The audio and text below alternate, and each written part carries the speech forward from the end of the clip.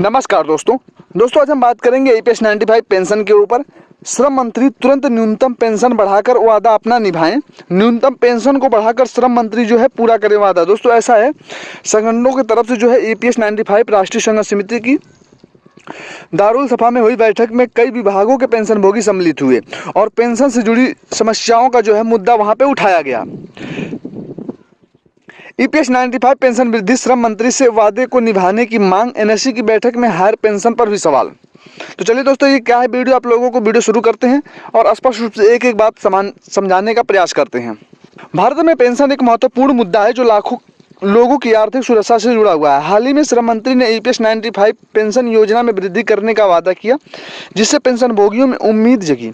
यह वादा विशेष रूप से उन लोगों के लिए महत्वपूर्ण है जो कि कम राशि के कारण आर्थिक कठिनाइयों का सामना कर रहे हैं।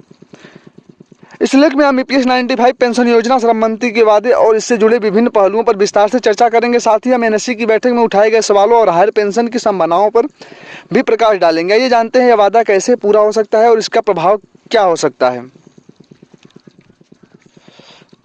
ईपीएस 95 पेंशन योजना एक परिचय। ईपीएस 95, जिसे एम्प्लॉय पेंशन स्कीम 1995 के नाम से भी जाना जाता है, एक महत्वपूर्ण सामाजिक सुरक्षा योजना है। यह योजना कर्मचारियों को सेवानिवृत्ति के बाद आर्थिक सहायता प्रदान करने के लिए डिजाइन की गई है।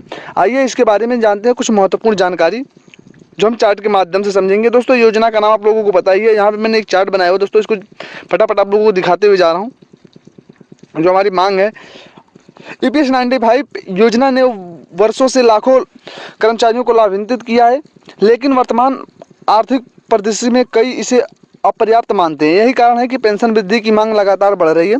श्रम मंत्री का वादा, क्या प्रस्ताव। श्रम मंत्री ने हाल ही में ईपीएस 95 पेंशन योजना में वृद्धि का वादा किया है। यह वादा निम्नलिखित बिंदुओं पर केंद्रित है। पेंशन राशि में बढ़ोतरी, वर्तमान में अधिकतम पेंशन जो है 7,000 रुपये बढ़ाकर एक उच्च राशि प्राप्त करने का प्रस्ताव। न्यूनतम पेंशन की गारंटी, सभी पेंशन भोगियों के लिए एक न्यूनतम मासिक पेंशन सुनिश्चित करना। पेंशन फार्मूला में संशोधन, पेंशन की गणना के लिए उपयोग किए जाने वाले फार्मूले में बदलाव, डीए का समावेश पेंशन में राशि में शामिल करना। यह वादे पेंशन भोगियों के लिए एक बड़ी राहत हो सकता है, विशेष रूप से उन लोगों के लिए जो वर्तमान में कम पेंशन के कारण आर्थिक संकट का सामना कर रहे हैं। एनएससी की बैठक में हायर पेंशन पर भी सवाल। नेशनल एडवाइजरी कमेटी, जिसको हम एनएससी कहते हैं, हाल ही में बैठक में ईपीएस 95 पेंशन योजना और हायर पेंशन के मुद्दे पर गहन चर्चा हुई। इस बैठक में उठाए गए कुछ प्रमुख सवाल और चिंताएं इस प्रकार हैं। वित्तीय अर्थव्यवस्था, क्या ईपीएफओ के बाद पेंशन वृद्धि के लिए पर्याप्त धन है।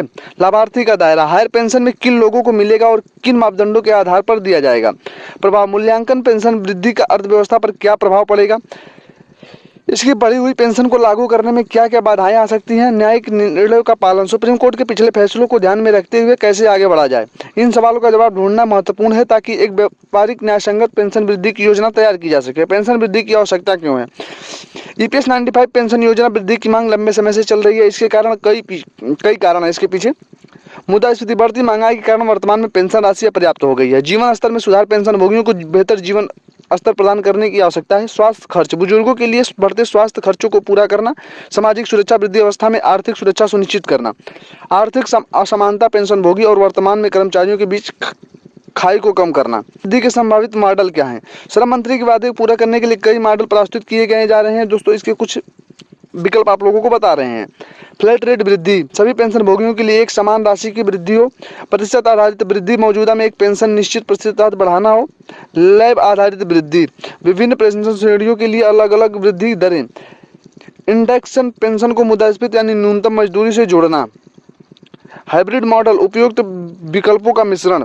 प्रत्येक मॉडल को अपने फायदे एवं नुकसान है। सरकार को सभी पहलुओं पर विचार करके एक संतुलित निर्णय लेना होगा। वित्तीय प्रावधान और फंडिंग चुनौतियां, पेंशन वृद्धि की वित्तीय प्रभाव एवं महत्वपूर्ण चिंता का विषय है। निम्नलिखित पहलुओं शामिल हो सकते हैं। दोस्तों ईपीएफओ पर बोझ बढ़ी हुई पेंशन का भुगतान करने के लिए ईपीएफओ के पास पर्याप्त धन होना चाहिए।